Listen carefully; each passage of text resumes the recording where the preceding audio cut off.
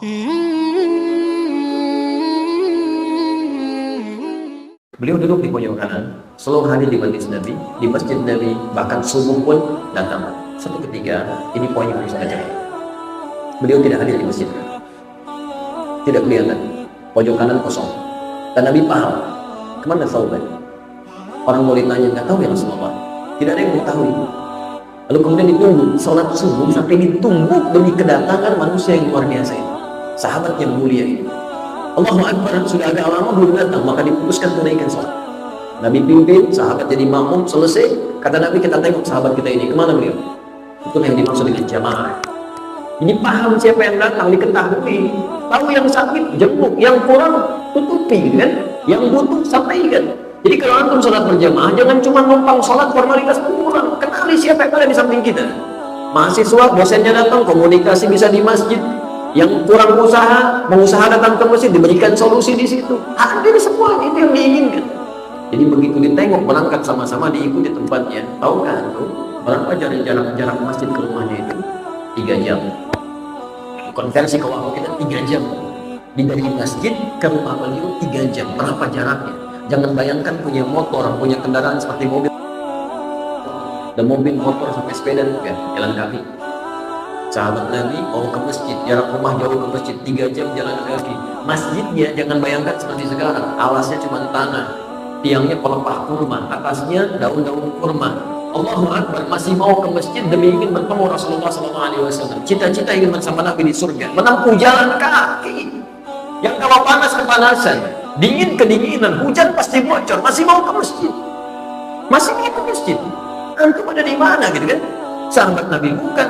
Jarak rumah ke masjid begitu dekatnya, yang jauh ada kendaraannya, masjidnya enak, karpetnya nyaman, baru diganti, kelengkapannya mudah, AC-nya ada, kajian nyaman, ustaz datang sendiri, direkam lagi, live juga, ada semuanya. Belum dengan semua itu belum mau ke masjid juga, antum butuh apa lagi? Dan paling aneh, cita-cita ingin masuk surga. Nggak tanggung surga Firdaus bersama Nabi SAW. Ada di mana? Karena itu kita kembalikan, cuma kita ukur. Ahli surga masih serius, yang belum jelas surganya nyantai aja, Masya Allah. Hati-hati. Kalau masalah dunia jangan banyak dipikirin. Macet dunia biarin, nanti daripada nggak macet di akhirat. Dunia biarin macetnya dunia, daripada akhirat macet. Soalnya kalau dengan teman-teman kita macet nggak apa-apa, karena akhirat kita susul. Susul kan? Kan hidup tuh begitu kan? Ya tidur, bangun, mandi, ibadah, macam-macam, selesai meninggal. Masuk surga ya alhamdulillah gitu kan. Jadi itu yang harus kita siapkan.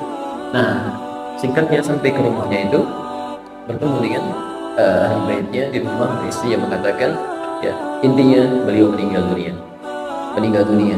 Jadi selama hidup ke masjid, yang memisahkan beliau dengan masjid cuma maut dipisahkan oleh maut, meninggal. Nabi SAW menyampaikan, bertanya apakah ada sesuatu yang terjadi sebelum meninggalnya. Nah, ini sebagai pelajaran untuk para sahabat dulu, untuk kita. Kata istrinya, saya tidak tahu kecuali saya mendengar kalimat sebelum meninggal. Apa kalimatnya? Beliau berteriak mengatakan, ya Allah, kenapa nggak lebih jauh lagi katanya. Yang kedua, ya Allah, kenapa bukan yang baru saja? Kenapa bukan yang baru ya Allah? Kenapa nggak lebih jauh lagi? Nabi tersenyum.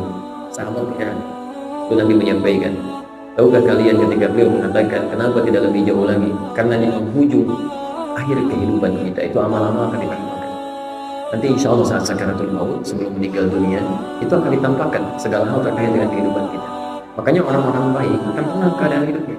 Begitu mau meninggal tenang, karena amal-amal itu kan yang baik-baik, pahala-pahalanya, amalan mulianya. Makanya panggilan kematiannya tenang. Ya ayyatuhan nafsul mutmainnah, hai jiwa yang tenang. Karena dengan tenangnya jiwa, semua anggota tubuhnya tenang, tangannya tenang, mulutnya tenang, tiba-tiba meninggal tenang. Irji ila rabbika radiyatan mardiyah, cepat pulangnya ke Rabb, kamu diridhoi dan saya ridho dengan kamu. Khuli fi ibadi wal khuli jannati, masuk kalangan yang hamba-Ku yang saleh, cepat masuk surga sini, kenikmatan sudah menunggu kamu.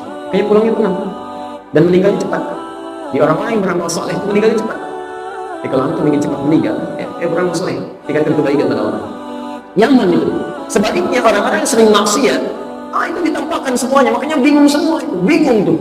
Quran surah ke-8 ayat 50 itu, ya, dipukulin dengan malaikat tuh, bingung dia, kadang meracau, kadang macam-macam, karena yang tampak keburukan.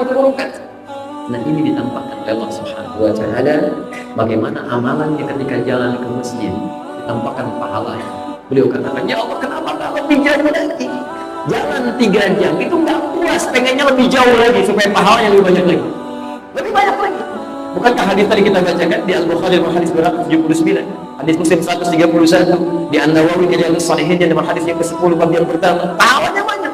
Setiap berjalan angkat derajat, setiap berjalan dihapuskan dosa. Ketika ditampakkan, ya Allah, kenapa tak lebih jauh lagi, ya Allah? Berapa kali diberi kesempatan dalam sehari untuk manfaatkan itu? Berapa kali diberi kesempatan?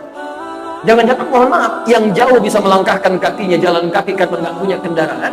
Antum yang dekat dikasih sepeda, motor ada, mobil ada, masih belum bergerak ke masjid. Antum perlu dikasih apa lagi? Apa perlu dibikinkan jembatan sampai ke rumah antum? Coba pikirkan kembali, kan? Ini sahabat level mengatakan, ya Allah, kenapa nggak lebih jauh lagi? Tiba ketika mengangkat musim dingin, ya, beliau dabalkan pakaian yang di dalam pakaian barunya, yang di luar pakaian lama. Di jalan tiba-tiba ketemu sedang kedinginan luar biasa, merasa kesulitan, maka dilepaskan pakaian luarnya, diberikan kepada yang tadi pakaian lama. Maka ketika diberikan itu ditampakkan pahalanya. Maka dia berkata, ya Allah, kenapa saya nggak berikan yang baru? Kenapa saya nggak berikan yang baru, ya Allah? Karena pahala memberikan yang baru beda dengan yang biasa. Makanya ketika antum mau infak, kaidah Qur'annya berikan yang terbaik. Quran surah kedua Al-Baqarah ayat 215, posisi paling kanan sebelah bawah. Yas'alunaka madza yunfiqun, mereka bertanya pada Muhammad apa yang diinfak. Qul ma anfaqtum min khair, katakan kalau mau infak yang terbaik, yang paling bagus, pahalanya lebih bagus. Ya Allah, kenapa bukan yang bagus saja? Sakaratul maut, masih menyesal. Meninggal pun ada yang menyesal juga.